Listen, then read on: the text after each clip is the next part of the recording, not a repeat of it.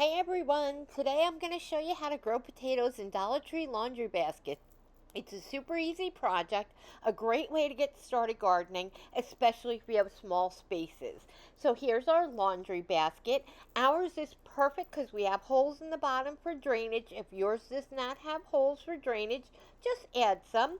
And I'm using organic potatoes. You can buy organic potatoes from the supermarket, only organic, and use those. I'm adding in some dirt to the bottom, just enough to give our potatoes a little bit of a dirt cushion there. And we're adding in our potatoes that you can see are already starting to sprout. And then we're just gonna cover them with enough soil just to cover them.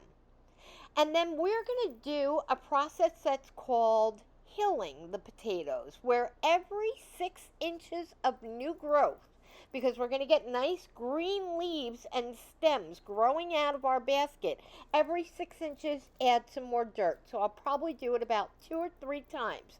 Have a great growing season, everyone. Let me know if you've tried this. Give me all the likes, comments, love, whatever you can. Thanks so much.